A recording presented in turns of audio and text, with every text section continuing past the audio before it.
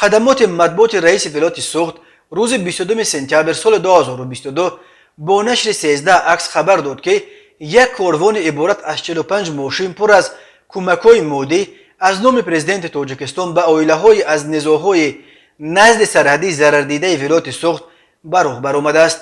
در این عکس‌ها ماشین‌های بارکش با عکس پرزیدنت امامعلی رحمان در شیشه‌های پیششان دیده می‌شود که آنها را در راه ماشین بازرسی دولتی اتومبیلی همراهی می‌کند. خدمات مطبوعات رئیس ولایت سوخت گفت با سپارش امامعلی رحمان با مقصد دستگیری اجتماعی و اقتصادی ساکنان یک قطار شهر نویای ولایت سوخت که از نزاع‌های نزد سرحدی ضرر دیدند و اعضای عائله‌های قربانیان از پایتخت مملکت شهر دوشنبه کاروان پربار ماشینا عبارت از 45 تکنیک کلان بارکش با کمک‌های مادی حکومت تاجیکستان به ولایت سوخت وارد گردیده الکی این کاروان به شهر اسفره رسیده است. گفته می شود که این یاری‌های بشردوستانه از مواد خوراکه، سوزشواری، مسائل ساختمانی از قبیل 500 تن سمنت، 220 متر مکعب تخته، 5000 دانه شیفر، 1500 متر مربع فنر و گیپس کرتون، 5 تن میخوی گوناگون، 500 متر مربع شیشه،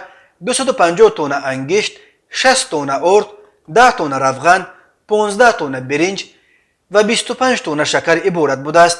خدمات مطبوعات رئیس ولایت سوخت گفت این کمک‌ها اساساً به عائله‌ها در جماعت‌های چورکو، لکن، چلگزی، کلکند، زمرد، سرخ، وارخ شهر اسفره و جماعت افچ قلچه و خسته‌ورز نویای باباجان غفورов تقسیم گردیده.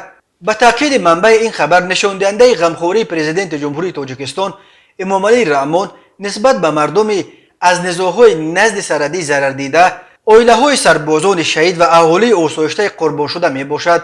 مقامات ولایت سوخت برای سر وقت به مردم رسانیدن این کمک‌های مادی دستور گرفتند. ارسال این یاری‌ها در پی درگیری‌های مسلحانه 14 سپتامبر در مرز تاجیکستان با قرقیزستان است که از هر دو طرف بیش از 100 کشته به جا گذاشت.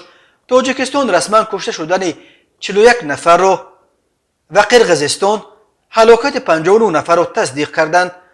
متاسفانه در بین قربانیان ساکنان ملکی از جمله زنان و کودکان نیز زیادند.